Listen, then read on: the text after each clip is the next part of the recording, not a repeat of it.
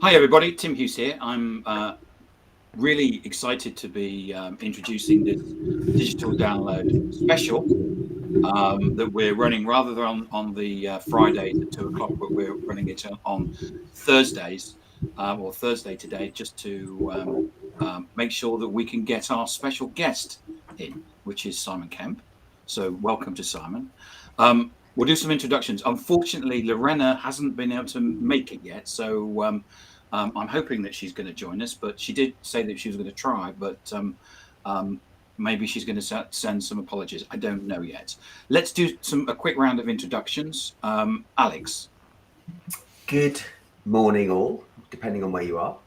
So my name's Alex Abbott. I'm the founder of Sapiro. We're a B2B sales consulting firm focusing on value creation and enablement. Rob. Good morning, all. I am Rob Durant, founder of Flywheel Results and a proud DLA partner. And it's what, 5 a.m. with you? It's now 6:01. Okay, fine. Thanks. Lenwood. Good morning. I'm Lenwood Ross. I'm the founder and CEO of Accelerate. We focus on human-centric talent acquisition, and I'm a partner of DLA Ignite. Adam. Hi, everyone. I'm Tim's business partner and co-founder of DLA Ignite, and I'm just bowled over by the fact that two people from America would be on this call at 10 o'clock in the morning. That shows incredible. This is the earliest. This is, And especially is that we changed our clocks, so it's. I think that helped, they actually. Changed it, so it was. They said that the earliest that they could do was about 6 o'clock, so we actually got that. Anyway, Simon, do you want to introduce yourself? And do you want to also give some context in terms of what data that we're going to talk about and explain how you put it together and where you get the data points from and stuff? That would be excellent. Sure. And thank you so much for coming on and talking to us. Thanks for inviting me, and thanks to the guys who woke up ridiculously early. So both Linwood and Rob, thank you for sacrificing sleep to join us today. That's deserving of quite an accolade. So I'm Simon Kemp. Nice to meet you all. I run Kepios, which is an advisory service that helps the world make sense of what people are really doing on the internet. I also run Data Reportal, which is where we share all of the reports that we produce in partnership with We Are Social and Hootsuite. So if you've seen those reports before, you know what we're going to talk about today. If you've not, these are probably one of the most widely read resources for making sense of digital behaviors in every single country in the world. So we cover 245 countries in a certain amount of detail, some of them more than others. The only two countries we don't cover are North Korea, because there's no internet there, and Pitcairn, which is a tiny little island in the Pacific where there are only 55 people, and therefore any data might be personally identifiable, therefore we don't share it. For everything else, we do what people are doing on the internet, social media, mobile devices, e-commerce, and increasingly we're looking at the way that people engage and interact with digital marketing as well, but from the audience perspective. So those are the numbers that we're going to go through today. We've got a bunch of partners that help us collect and share that data, so especially folks like GWI and Statista, but there's a whole bunch of other fantastic people in there. I will try and call them out appropriately as we go through the data, so you know, as listeners and viewers today, where you can get more of these fantastic numbers. And I think that certainly in my own personal opinion about the data, there was another set of data which became and the person that put it together, she moved jobs, didn't she? And then the whole and so what your data has now become the data point for the internet and social media. That's my opinion, but I don't see yet. You know, it's the and I know that over the last few years you've gone through and worked with organizations so you know it used to be global, and then you've brought it down to the different regions, and then you do it now by country, because I've been on lots of your seminars and people go, do you have the figures for Sierra Leone? And you go, well, yeah, it's out next month. Yep. Absolutely. And in fact, just on that, they are all out in February. So the brand new set of data, we're already working on it. We will have our new country reports in February 2023. So hopefully very soon we will have a new round of numbers. But obviously, we've already got the 2022 numbers up there. So if you need numbers now, you can get those. And they're all free. That's the thing I completely forgot to mention. You can access all of these reports completely for free whenever you like over on datareportal.com. And every presentation I give, because we all use the data. And I always say, follow Simon Kemp. which then always, and so I now come to, when I do webinars, I always come with your LinkedIn URL to get people to follow. Nice. So thank you, sir. Just sort of let you know that. I think the thing about your data is that it's in a world of superlatives and sleight of hand, it is one truth point around data. And what's really interesting is that in every presentation that I've done where I have used one of your slides and said, this is from, and told them exactly where it's come from, it's the one piece of data that we never, ever, ever get challenged on. So, for example, there will be large pale blue CRM companies that produce data about stuff. And typically you would show that sort of data to a prospect or a client, and they would say, well, of course, they've got a vested interest in saying that, haven't they? And they have, and I'm not saying that the data isn't true because of that, but there is always an undercurrent of, okay, this is helping to tell the particular narrative that I want to tell in order to sell more of my product to somebody. Whereas yours, we put the stuff up and people just go, okay, that's really interesting. Never is there a question that there could be an undercurrent of sleight of hand or not complete transparency. That's the plan. I think, as I'm sure we're going to dig into some of the individual numbers. So just to give some context to that before we go in there, all research, all data has its flaws. None of the numbers in our report are perfect in the sense that numbers are only ever the start of the conversation. Data isn't an answer. It is something that allows you to make a better informed decision, which leads to an answer. But without data, you're going to be guessing in the dark a lot of the time. Now, I would always encourage people, wherever possible, get a three-dimensional view of data. So this is something that we talked about with GWI just last week as well. So GWI is one of our main report partners, and they do one of the best surveys, if not the best survey on digital behaviors in the world. But they also say, wherever you can, look for 3 separate sources to inform your decisions when it comes to data, because only when you've got those 3 different angles can you make fully informed decisions in confidence. So I will be giving you numbers based on the ones that I think are the most appropriate for today's answers, but remember that there are always other answers out there, and it's always wise to check those answers too. Yeah, I saw a piece of research recently which said, we asked email marketers what they thought of email marketing. and of course we know what the answer is. Email marketing. So there is data, and there's data. There's also, and I'm not going to name them, but there is an individual who constantly leaves comments on LinkedIn that says, this has to be true because it says so in my book. His book. That's a good perspective. And his book is based on opinion, not on data. So there is this certain amount of, not saying it's fake news, but there's a certain amount of a line between what is what is real and what is not real. Artistic license. Yes. Who wants to go first in asking Simon a question? I'm happy to. Yeah, go on, Rob. So, go, Rob. Simon, one of the charts that stood out to me most was the social media platform audience overlaps chart. Yeah. That's in your deck. That was slide 113. What do you To be precise. think? Yeah. Of the hundreds that are in there. What do you think are the implications and maybe more importantly, the suggested actions for marketers when, for example, they see that over 50% of the LinkedIn users are also on TikTok? Yeah.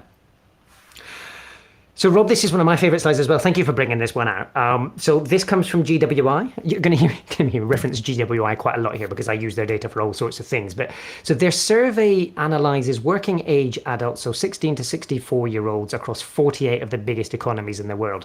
That base, just to give you a perspective, is roughly 80% of all the internet users in the world. So it's pretty representative of everybody out there, although admittedly it focuses on larger economies. But nonetheless, considering that that is a big chunk of the social media world, that data provides fascinating insights. We could quite easily talk about that single chart for at least a full hour, if not more. But let me give you a couple of things that I pull out of that. I think the most important one, so that the key stat that I would focus on in there is that regardless of what social platform you're looking at, even the very biggest of the platforms out there, you're going to be able to reach more than 98% of the users of any given social platform on at least one other platform. So this idea that you can reach unique users on a particular platform, there's going to be one or two of them, but in reality, you can reach social media users across multiple platforms on a regular basis. And that then leads you to much more interesting questions. So let me step back a bit even from that chart. 93 to 95%, depending on which set of stats you look at, of internet users already use social media if they're in the relevant age groups. So obviously most social platforms restrict use to people aged 13 and above. 93 to 95% of internet users already use social media. 75% of all eligible age groups, regardless of whether they're even on the internet, use social media. So it's clear that social media as a base is huge, right? But from that perspective, your questions then are, how do I use social media to really better reach my audiences and deliver value? Knowing that you can reach social media users across multiple different platforms, I think gives you a bit more freedom. You don't need to panic too much about whether you should be on platform X, Y, or Z. You can say, with one or two of these big platforms, I'm going to reach the vast majority of these users. And then I can make choices. If I still have some bandwidth and budget left, I can then select other platforms based on creative opportunities, based on particular formats that they allow me to do, based on usage contexts even. So when does my audience use this particular platform? What are they using it for? What's the right kind of thing that I could deliver to them? And how is that different to what I would deliver on another platform? So you brought out LinkedIn there. Let's suppose that a lot of the people that are tuning into today's conversation are B2B marketers, because it's one of those things that doesn't often get enough attention in the marketing conversation. Just because you're trying to reach a B2B audience doesn't mean you need to only focus on LinkedIn, although it is obviously a great place to start. But if you think about it, Twitter is also a great place to come in and reach those kinds of people.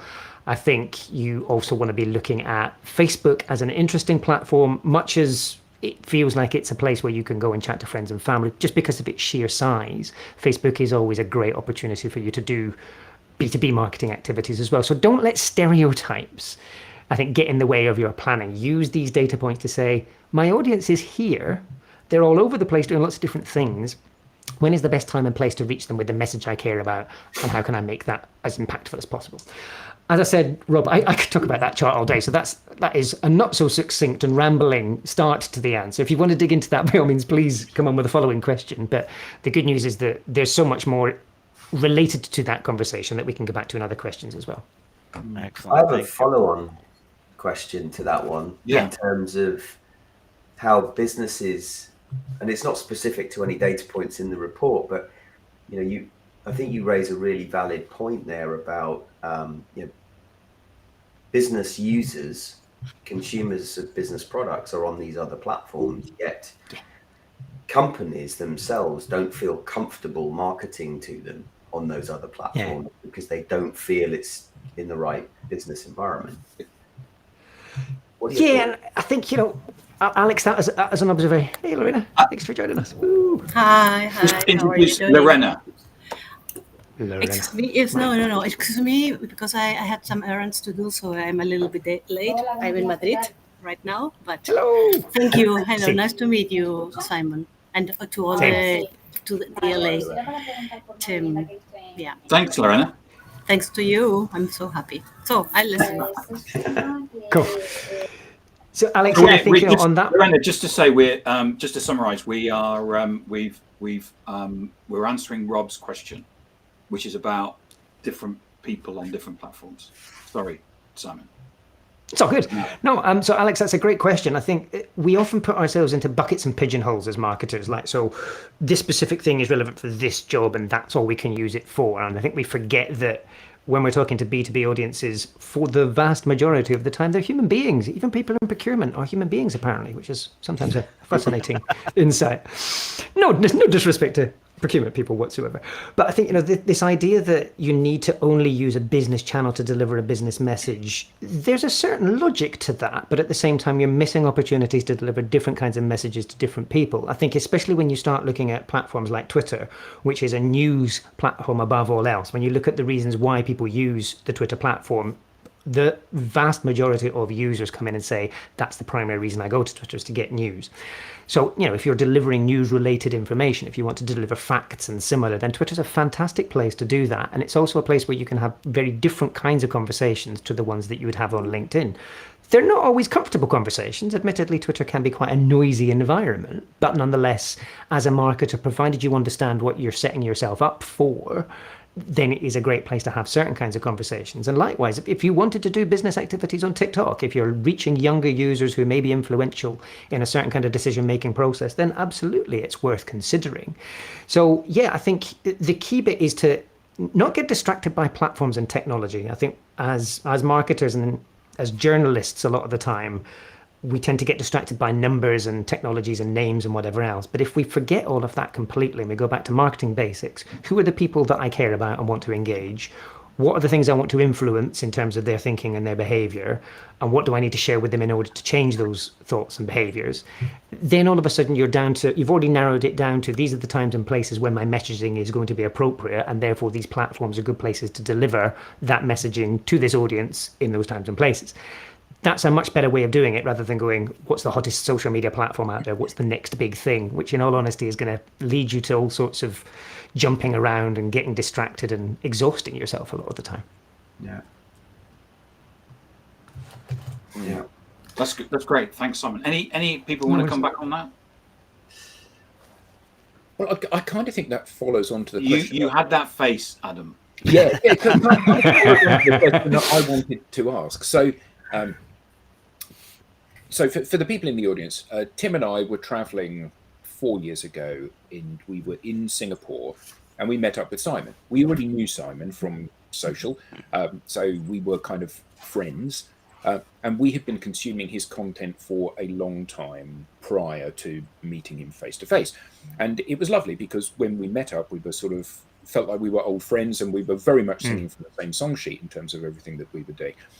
And tracking back over the data, one of the things that's really interesting is that the growth of social media platforms, as they have got bigger and bigger and consumed more and more of people that are on the internet, it is natural to assume, as you are pulling new users from an ever decreasing pot of people who are not currently users, the rate of growth will slow.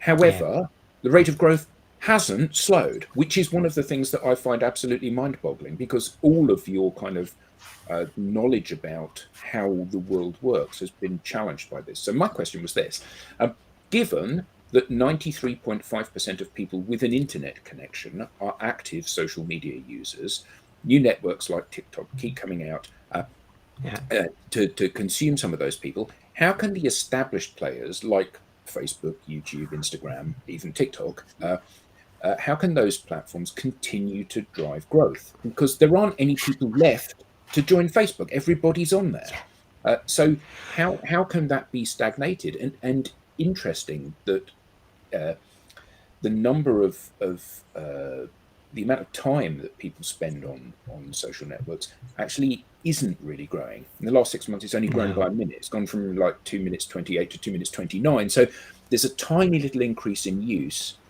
although that may not be reflected by some of the people on this call who may be using it much more. But when you're fishing in that smaller and smaller pool for new people to join your platform, what's going to happen? So, you're bringing in quite a few different things there, Adam, and my memory when it comes to questions is terrible, so I'm going to answer the first one and forget the other two, so remind me to come back. So first of all, actually, we are starting to see growth slow, but I think that I'm gonna come back to explain why we don't need to worry about that. So we saw a big surge in adoption of social platforms during the COVID years, as they're going to be forever known in my lexicon. So the COVID years, we saw this big boost because a lot of people who had resisted coming on to social platforms up until that point realized that that was the only way they were going to get to speak to their grandchildren, or that they were going to be able to carry on doing their business and whatever else. So there was an artificial acceleration of adoption during the past 2 years. And inevitably that brought a lot of the remaining people that weren't using social, who were already online, into the social world. We're going to see those numbers slow down. So the most important reason for that is the adoption of the internet cannot continue to grow at the rates it has been. So by the end of 2023, more than 2/3 of the world's population will be online. They will be a supermajority. The laws of maths state that it cannot continue to grow at the rates that it had been indefinitely because there are just not enough people, exactly as you said, Adam. So we're going to see those growth rates slow down. That is not in any way a problem because scale is not the answer here. So we've already got close to 3 billion users on Facebook. We've got more than 2.5 billion on YouTube. We've got more than 1 billion on another 5 platforms. Let's stop panicking about scale because the more important number in all of that is that the average social media user of any age across the entire world uses more than 7 platforms every month. So it sort of goes back to Rob's question from earlier. I think what we've got is these overlaps in audiences. We know that there are more than 4.7 billion social media users around the world. That number is more than big enough to justify getting excited. How you then choose to break down where you interact with them in social platforms and whether you even choose to call them social platforms is a much more important question. So to come to your point about time spent, now that time hasn't massively increased. There is inevitably a little bit of cannibalization between some of the smaller platforms to the bigger platforms. But what's most interesting, and this depends a little bit on which data points you're looking at, TikTok has suddenly jumped to almost the top. So this sort of flops and flips every quarter at the moment. Data from data.ai, who allow us to analyze behaviors on mobile phones, use of social apps. YouTube and TikTok fighting and swapping places at the top of those rankings, roughly 23 hours per user per month, which is incredible. It's more than a waking day for both platforms each month. But if you look at where that time has come from, the question is, has the TikTok time cannibalized time from Instagram and Facebook? The answer is there's not a lot of evidence to show that that's been at scale. Most of those 23 hours seem to have come from somewhere else. And I'm guessing a lot of those 23 hours have come from things like broadcast TV. When you look at the people who spend a lot of time on TikTok and the reasons why they're going to TikTok, they're going there to be entertained. They're going there for sit back content. They want to be entertained and amused. TikTok does that brilliantly. And it does it in many cases far better than a lot of the TV options that people outside of Western markets are going to have available to them. Is that social though? And I think this is where, especially for a lot of the folks thinking about what they do with this information on today's session, is it's great to know there's lots of people using it, but where does it fit in my mix? And I think this idea of a marketing mix is essential. We are not looking at binary choices here because of the fact that people use those 7 platforms because of those audience overlaps. You can happily use Facebook and Instagram and TikTok and LinkedIn and Twitter in your marketing mix at the same time if you've got the resource and the bandwidth to do so. But is that the right thing for you to do is a very different question. It's down to you, your brand's needs, your audience, and all those kinds of things for you to make those choices. The data helps, but ultimately you're going to need to make a decision. But yeah, so I think a couple of takeaways from that question, Adam. Don't worry about growth. Growth doesn't matter anymore because it's so big anyway. We can pretty much say that everybody who wants to use social media is going to be using it at some point in the very near future, and therefore that's great. It's no longer a question of are people there, are our audiences there? They are. But how you use it is the much more important question. And that's going to come down to spending a little bit more time as a marketer or as a business person or even as a government analyzing what people are doing on these platforms and then how you use that to your advantage. Brilliant. But although as you were talking, you said something which I found really interesting. Well, you said lots of things that I found really interesting, but one thing in particular, one throwaway comment, which was, even if we decide to keep calling them social platforms. Yeah. Go on, unpack that for us, because that's an interesting. Have they moved from being a website to being so embedded in people's lives that they're not social platforms? They're just part of, like email. It's not a comms channel. It's just email. Yeah, that's right. So I think, and the rest of the folks in the session as well, feel free to dive in with your questions and observations on this as well at any point. But just to unpack that, the reason I gave you that throwaway comment, this is one of the things that we're spending a lot of time with our Kepios clients talking about, is by lumping all of these things together in this bucket we call social media, we're then fighting for budget that has been assigned to that in daft ways. In my mind, if you're building a marketing plan today, especially with the rise of ad-supported streaming platforms like Netflix, if you had to choose how to allocate your budget between Facebook, TikTok, and Netflix ads, I'm inclined to say TikTok is closer to Netflix today than it is to Facebook. And from that perspective, a lot of our decisions as marketers come down to how we allocate our limited resources, time, effort, budget, and similar. Calling TikTok a social platform just because it allows comments. News websites allow us to leave comments. Are they social platforms or are they news platforms? I think it's these daft things of, it doesn't matter what we call it. It's that classic Shakespeare quote, a rose by any other name is just as sweet. That's the point here. These are environments in which we can deliver content and engage people in activities that matter, whether it's conversational or otherwise. Identify where those environments are, regardless of what you call them, and prioritize the ones that allow you to do the things you want with the people you want at the relevant times and places. So yeah, I think that's the key bit here. I wouldn't really think that TikTok is a classical social media platform, and that in no way affects whether I think it's good or bad. It's an amazing opportunity that does a lot of different stuff, and it's worthy of analysing on its own merits. So we've talked a little bit about that, and I know that Lenwood's got questions as well. He's been waiting patiently there, and obviously Lorena as well. Whenever you want to dive in too. It's a fascinating conversation, and this the idea of it's actually not that I probably more than the average person am focused on social media, but the depth in which you're talking about it is showing that I've got much more to learn. So thank you so much for what you're sharing here. One of the things that as you were explaining that I really was questioning is whether many organizations, and maybe this isn't a question for you, but just a question generally, which is whether organizations really have sufficient resources allocated to understanding the platforms and their audience and the type of content that would work best on that platform and how they should be using it with employees. I mean, are people really, do they really have enough resources dedicated to this? Brilliant question. One of the biggest challenges, I'm sure so many people joining today's session are going to relate to that question as well, because a lot of the time I feel overwhelmed by what's out there. I'm doing a presentation for one of the world's largest advertisers, preparing that at the moment. And even, I'm like, I have to go onto the internet and see what are the social platforms that everybody is talking about today so that I can make sure I'm addressing their questions. In theory, I'm tracking all of these things, but maybe there's one I've missed. I get this FOMO and this fear that, my goodness, there might be something out there that I've missed. I was on Wisdom last night. Wisdom. So I don't even know what Wisdom is. Tim, what's Wisdom? It's a podcasty type platform. I'll be It's speaking social with somebody. audio. Social audio is the bracket it would be. Social audio, okay. I'll be speaking with somebody who's launched Frankie later today. It is FOMO again now. I'm terrified. It is food reviews.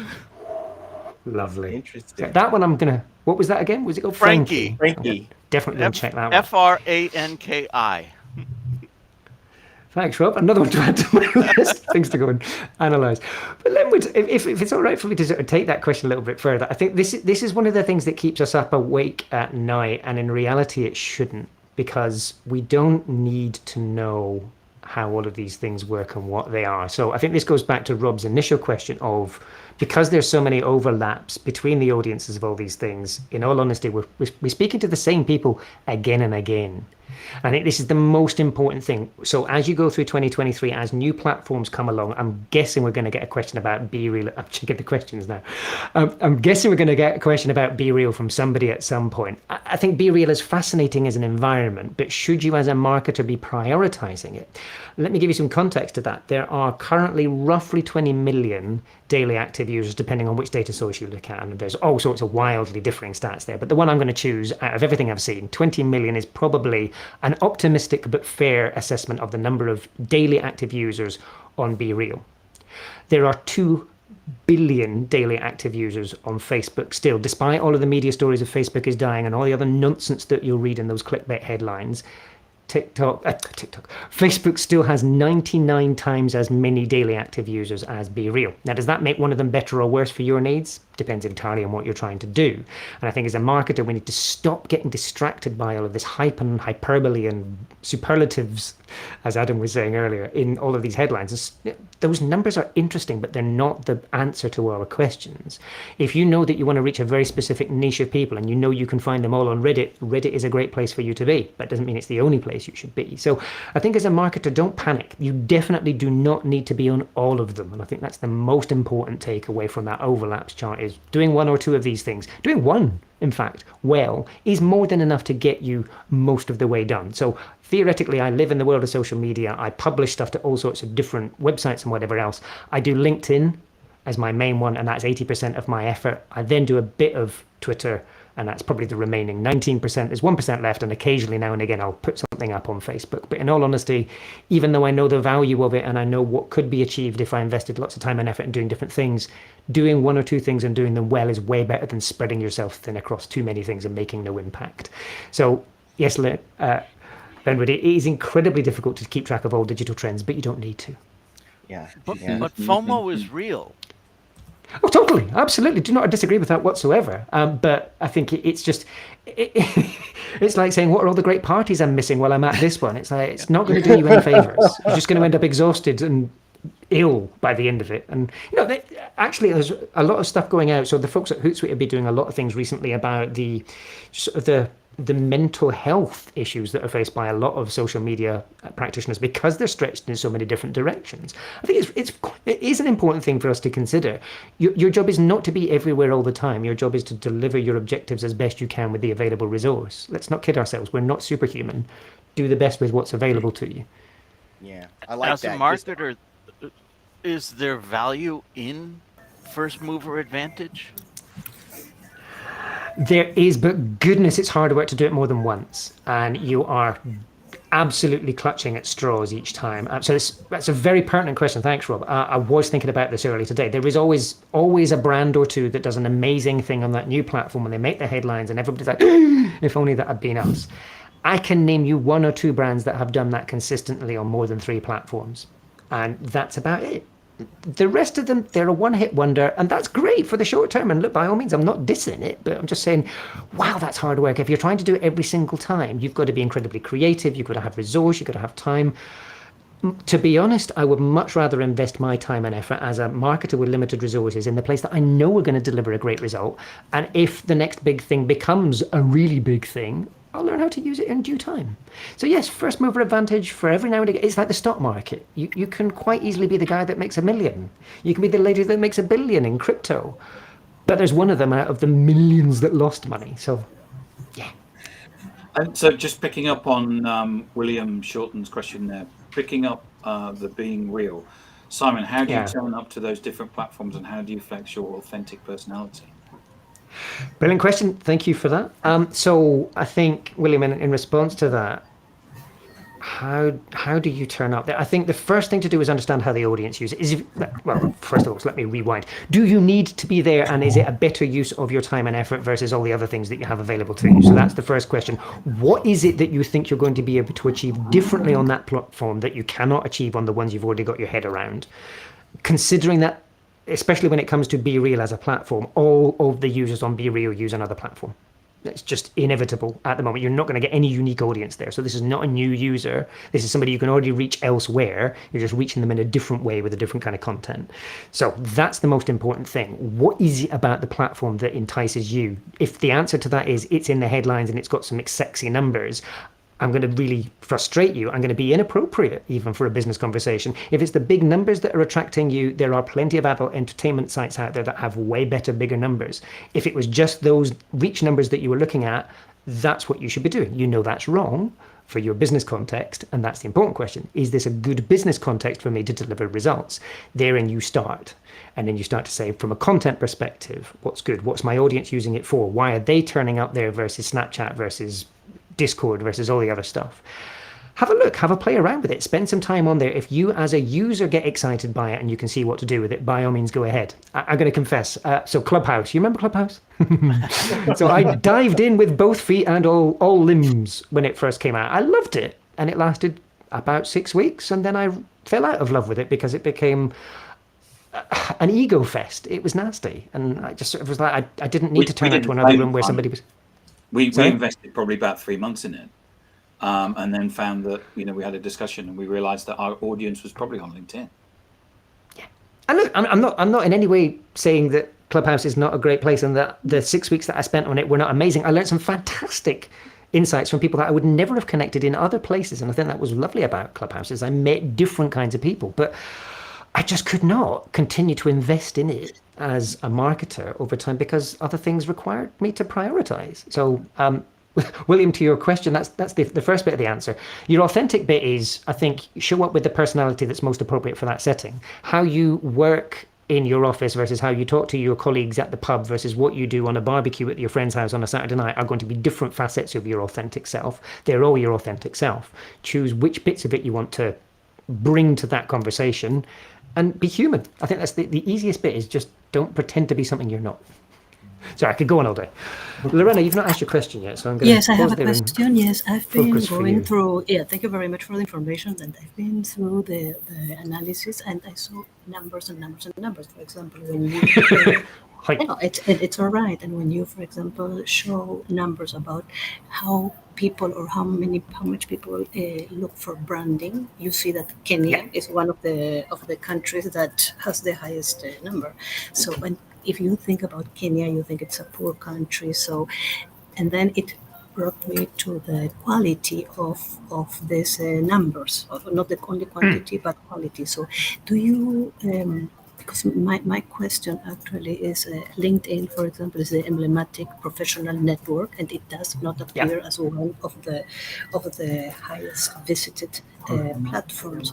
So, do you consider when you do your analysis only numbers or also quality of use of the platforms, or is this a task that we have to do when we work with the platforms? Yeah. Brilliant question. Thank you for that. And absolutely, quality is the most important thing. And ironically, I publish quantity so that you can move beyond quantity questions. So one of in my justification, in my sort of defense here, all the data we provide is to allow you to move to higher value questions. Like I said at the beginning of today's conversation, data isn't the answer, it just allows you to make better decisions. And I think when you look at the LinkedIn numbers in particular, this is specific just to LinkedIn in our reports, a couple of things to note. One is that LinkedIn does not publish active user figures. Even in the advertising reach figures that they publish, which we share in the reports, that's based on total registered users. So they're not comparable on a like-for-like basis with the other platforms that we include in the report. That's not to say the numbers are in any way better or worse, so don't let that distract you. But it doesn't make that, I'm assuming you meant the list of most used platforms where we've got the 17 platforms with more than 300 million monthly active users. Based on my analysis, and I'm very happy for somebody from Microsoft or LinkedIn to correct me here because I would love an actual number, but based on my analysis, I don't believe that it quite reaches 300 million monthly actives. There are a lot of people that only use LinkedIn very occasionally to update their CV still, despite the amazing opportunities we know it offers. For the average person on the street that isn't in sort of the work that we do, to be honest, LinkedIn is an occasional thing, and it's incredibly valuable when they come in, but they're not going to be in there every day like you and I, updating and posting and sharing. So that doesn't detract from the value of LinkedIn. I think even though it has a smaller niche audience, it's still a valuable one. I was some days ago at LinkedIn here in Madrid, and they told me that 80% of their users are passive users. 80%. Yeah, it's quite significant. A huge number, yes. But then of those users, the latest numbers that they've got, so out of the data that we see from their ad planning tools, 850 million registered users. So even at that rate, we're looking at, I mean, even if that was only 100 million, I'm doing them a disservice by that number. It's probably higher than that. But even if it was only 100 million, those are high value people. So I would rather have 100 million high value audience people that I could reach with rather than completely random folks that are less valuable in my context. This comes down to targeting. But yeah, I think, to your point about whether you're looking at quality versus quantity, this is the most important thing when you're choosing how to focus your efforts as a marketer. Don't get distracted by those big numbers. Even on Facebook, there are reasons to be wary of the big numbers. Facebook themselves, in their earnings announcements to investors, say that 11% of their user base on Facebook is probably duplicate accounts and 5% is probably fake. That means that 16% of their total active user base may not be the kinds of person that you want to target because you've already reached them elsewhere, or because they're not authentic humans. Now, those are based on Facebook's own numbers. I'm not saying you should or should not, but even 85% of 3 billion people, that's a massive number to reach, and therefore get excited by it. I'll pause. Thank you very much. Thank you very much, Hi. Simon. Thanks, Lorena. Great question. Thank you. Thank you. So Who's going next? Alex, are you? yeah, I'll go next. So social is clearly a huge and growing part of our lives, providing a significant opportunity to connect and learn from others easily. From a B2B perspective, you know, when we think about some of the things that have been discussed and the importance has, I know the report sort of focuses on the paid media side of things and the kind of the volume and how big social is, but when we think about it from a B2B perspective, and specifically social being a place to bring customers, prospects, partners, employees together, why do you think companies don't pay enough attention to this from a cultural perspective to really put social at the heart? A great question again. Thank you for that one, Alex. So just to clarify one thing, when you said we focus on the paid media bit, when it comes to the social media numbers, we publish ad audience numbers simply because they're the ones that we can collect. I would publish a greater variety of numbers if the platforms made it easier, but they don't, frustratingly. So that's the reason I use the ad audience numbers, is they're very accessible for us and they change regularly, so that's a good story to tell. But you're right, I think that there's much more to the social media opportunity than just the paid interruptions, as I like to call them. And I don't necessarily mean that negatively, but it is a little bit like somebody's going to come in and poke you when you're having a conversation with somebody else and say, I want to tell you about my product. And it's like, oh, that's not the best way of engaging somebody. If you had the opportunity to sit down and say, we share the following things in common, we've got the shared interests, let's have a chat, that's magic. You know, that's where you start to build bonds and you start to be able to learn from and influence others. And I think it's that bit that a lot of businesses see social media still as very transactional. So your question is almost the answer, weirdly. It's like, because so many people and so many reports, including mine, focus on that commercial side of things, they miss the softer side of things. They miss the much more qualitative value of these platforms. Because it's not being reported at a boardroom level, finance don't see it, procurement don't see it, whoever else don't see it. And you know, from that perspective, then it doesn't get the necessary attention in order to bring it to the top table, which is crazy, because I think when you look at things like employer branding, just the value of being able to hire the right employees and the right partners and what that then brings to your business, almost all of that is organic. You know, you obviously can invest in paid media when you're doing those activities, but realistically, if you think about your LinkedIn feed today, the companies that you build the strongest favorable opinions of are the ones that are consistently sharing content that adds value to your daily activities. And I think it's that bit is there is not nearly enough attention being given to that at this time. And we need to focus on it more. I don't know quite how we do that better, but I'm going to echo your question back to you, Alex. Yeah. Have you got any tips for folks based on that? I know that's important to you, so experiences would be great. Well, it's one of the biggest challenges that I have is convincing organizations to invest the time that they need to in their people to develop their personal brands, to create content that will drive greater interaction from an individual perspective, but then also helps the business and the organization. Because depending on who you talk to, whether it's the marketing leader or the sales leader or the board, they've got their own idea about that transaction, as it were. Yeah, that. I think a big part of this comes down to metrics and measurement as well. So the things that, for whatever reason, the numbers that we report back when we talk about social media performance in marketing are probably not the ones that deliver the greatest value to the bottom line. Yeah. We're guilty of that as an industry, and it was our own fault. We went with the easiest tracked things, and then they became the default metrics, and it was daft. I mean, I personally fight with this every day, and I'll be totally honest with you. So, I mean, especially the folks on this call, I'm sure have been subject to my incessant posting of charts on LinkedIn. You've seen the kinds of stuff that I share. And over the past, I suppose, couple of weeks, I've been trying a few different things, and I get frustrated when the reach of those posts is not what I want it to be, when I don't get the same number of likes. And I'm completely, I have to physically force myself to go into the things and look through the numbers. What's the quality of conversation? What's the value of new kinds of engagement that I'm getting from this? And does that have value? The irony is that a post might get a very small number of views compared to what I would like it to deliver. It may get very few likes, but I may get one person that engages with it who becomes a business lead, who becomes a new partner, and whatever else. And that must be where I focus. And yet, as with everybody else in this industry, I get distracted by the headline metrics. I want the instant gratification of bigger numbers. And we're doing ourselves a disservice if we stop paying attention to them and know what matters and measure only that. We'll not only be a lot more comfortable and less FOMO, to Linwood's point earlier, but we'll also have a little bit more sort of focus on adding value, and then we'll know that the time we invest is worth it. But I'm as bad as anybody else, so I think it's easy for me. take over, doesn't it, sometimes? It does, totally, and it's ridiculous. Yeah. I'm guilty as well. Great question, Alex. Thank you. Yeah. Anybody else, or is it just me? It's just you now. So Simon, my question was about search and people using social media as a platform to search. And there's lots of places where we can go to search. Google.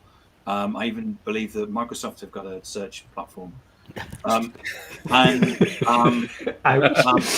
people, I'm being told by our customers that they're being found on social media by people coming to social media and searching for stuff. Yeah. So you get some figures. So rather than me giving them, why don't you give us your view and the impact that you have on that? Yeah, just because you mentioned it, I feel like I'm duty bound to give you the numbers now, so it doesn't look like we're being glib. 92, in fact, more than 92% of the search engine market share belongs to Google. Bing then has 3.5%. So just to give you perspective, anything after that has less than 1%. But as you rightly point out, I mean, search behaviors, and I think I need to qualify this because there's a very important difference between search as an activity versus searching for, which is what our audiences, our consumers, our customers would refer to it as. They're looking for information, they're finding inspiration, all that kind of stuff. The number of people who go to social platforms in their broadest sense, 75+% of people that use social media are going to social platforms to look for information about brands at some point. It may not be the primary reason why they go there, but when it comes to primary reasons for visiting social platforms, finding information about brands, seeking out content from and information about brands, half of working age adults say that is one of the primary reasons why they go to social media. Now, does that mean that they're actively going in there and doing a search for a category and then narrowing down things? No, probably not. They're going in there to see what Nike's just published. They're going in there to learn a little bit more about what the latest SaaS platform is doing on LinkedIn. They're going there to learn about the things that matter to them. Yes, they are increasingly doing active search in there as well, but at this point in time, even amongst those Gen Z, Gen Z, depending on where you are in the world, even amongst that younger group where people are more likely to go to a social network to find information about brands than they are to go to a search engine, the difference is very small. So we're talking, they're using both, and almost 50% of them are going to both each time, right? So do not in any way think that this move to searching for things on social means that search engines are dead. They are absolutely not, and they're still a critical part of your mix. But what search engines don't do is discovery. So I cannot get serendipity in the Google first page, really. I enter a very specific query and Google has absolutely nailed how to give me a direct response to the query that I entered. That's what we use it for. That's what we expect. That's what we get. When you're looking at broader discovery, which is more about serendipitous learning of new things, when it's about discovering entire new product categories, let alone new brands, the internet doesn't do that so well, especially when it comes to shopping. Now, if you sort of step out of the digital world, think about the last time you walked down a high street, or last time you were walking to a dinner somewhere and you went down a random street and you suddenly walked past a new set of shops and you looked in the windows and you saw things and you thought, ooh, that is discovery, right? You weren't going out looking for it, but you discovered it. There was no search, but you still found, if that makes sense. And I think this is the bit that, because of the way that we behave on the internet, because we're quite often quite sort of considered in the way that we go to these following websites, we go to these platforms, and this is what we're expecting. That's what the next phase of opportunity in the marketing world around all of this is going to be. Now, one of the most important changes over the past 18 months to 2 years has been the growth of TikTok, not just because it's a great sort of content platform, but because of the way its algorithm works. The whole of the Western social media world was driven around social graphs. So the content that I saw in my feed was driven by who I followed and who I had connected with. And TikTok upended that because it went, nah, actually, it doesn't matter who you know. It matters what people like you are consuming and what they enjoy. And all of a sudden, obviously, everybody's scrambling because that experience was quite new. Now, as soon as other platforms understand how to do that, that magic is no longer unique, and therefore that perhaps cutting edge that TikTok had is going to be a little bit diluted. But it's now got sufficient momentum that it's not going to lose the gains that it's made. But there are so many opportunities for greater discovery. That's not to say search loses importance, it's just that we need to add on to it. So I'm looking at the moment, and this is one of the things that I am actively looking at as one of the top things I want to know more about in 2023 is how do we improve discovery in digital environments? And part of that is through better social algorithms. Part of that is through much better approaches to serving value on e-commerce platforms, whether that's direct to consumer or marketplaces like Amazon. It's so much opportunity to learn about things I don't know about. I'm a music fan in my personal life. I spend my life trying to find music that sounds like this. And can I do that easily? No. I can get you to tell me all the other songs that an artist has produced. I can get you things that are the same year, things that are technically in the same genre. But if I said, I want a song that sounds like this, nothing does that for me. Pandora used to try, even then, it struggles. That's discovery in its best. I want to learn things that, when I don't know the question, how do I ask it to Google? But isn't there also the issue that search in the traditional sense, the Google and Microsoft search engines, they deliver carefully curated answers to the questions that you're asking, but what they don't deliver is truth. So, for example, if you type in and search for, so they deliver facts. If I search for what's the capital of Germany, it'll say Berlin. If I say, or whatever, and fundamentally, the as a buyer, it doesn't deliver what you want. If you type in what's the best CRM system, what you get is 10 companies that come back saying we're market leading, we offer the following functionality, we offer, because everybody claims to be the best. If you run the same search on social, you get a completely different set of results, which are based on people's experience. Nobody ever on their website says we're third best, a little bit expensive, and not always reliable, ever. So when you run a similar search on social, what you see is a much more open series of responses. And I'm surprised that we haven't seen a bigger migration of search from traditional search engines, which is all about search engine optimization and paid positioning, to something which is true. So like when you buy from Amazon, you look at the feedback, and the first thing you do is you go to the 1-star feedback, and you look at the 1-star feedback, and the 1-star feedback says to you, this said this was a beginner's guide, and it isn't. I didn't understand a lot of what they were talking about. It assumed I had a BA in statistics, to which you say, I have a BA in statistics. This is a perfect book for me. And it's that honest feedback that helps you curate whether or not this is the right product or service for you.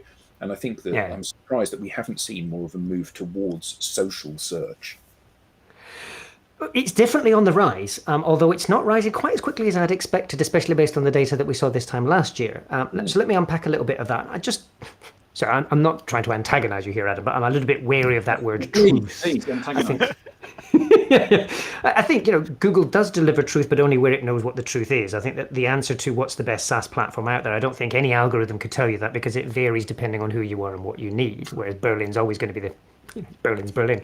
But yeah, I think you're absolutely right. Let's look at the social algorithms. At the moment, they are optimized to deliver the latest, freshest content, not necessarily in perfect chronological order, which I know is an ongoing frustration, but they are there to deliver what is typically a more entertaining or newsworthy experience, rather than going back through the annals of time to deliver you stories from 10 years ago that were appropriate. This varies massively from one platform to another, and depending on how sophisticated you want to be and how nerdy you are, you can find value. So I still find that one of the best places to search is Twitter. So if I want to find older information on Twitter, it does actually provide me with advanced search, but my God, it's difficult to use if you're not nerdy. If you want a quick answer, it ain't going to happen. You've then got fantastic social listening tools, but obviously you need to invest a little bit of money to get the most value from them, but they do allow you to do much more of that search. But the average consumer ain't going to be investing in one of those to find out what they should have for dinner tonight, right? So that's not what this is going to do. So yeah, to your question, why are they not doing this?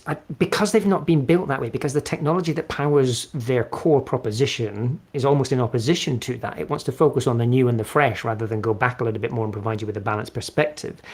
They're going to have to develop an entirely new algorithm that does that, and I know that they're investing in it. And if Facebook tried, didn't they? They did. And 3 or 4 years ago, they had this thing they were going to launch called Social Curve, was it? Social Graph? Possibly. It was in beta, and I registered for it. And the idea was that if you go onto Google, and I'm not belittling Google, if you go onto Google, it takes information which is drawn from the entire internet, much of which won't be appropriate to you. If you go and search within Facebook, where most of us have a presence, the people that are closest to you, the people that you interact with most, are likely to be people who are most like you. And therefore, when you say the best Scotch whisky is this, it's not based on the fact that you have invested in promoting that. It's based on the fact that you're a Scotch whisky connoisseur and you particularly like this one. And because I like you and trust you, that's much more likely to be something which is weighty and inform my decision about that. Yeah. And I think that was a brilliant thing that didn't sadly come to fruition, because that would have been massively helpful in helping that discovery stage. What should I eat for dinner tonight? Well, my mates all tell me it should be this. Okay, well, I'll give that in. It's interesting when you look at what Facebook are pushing as their latest ad placements.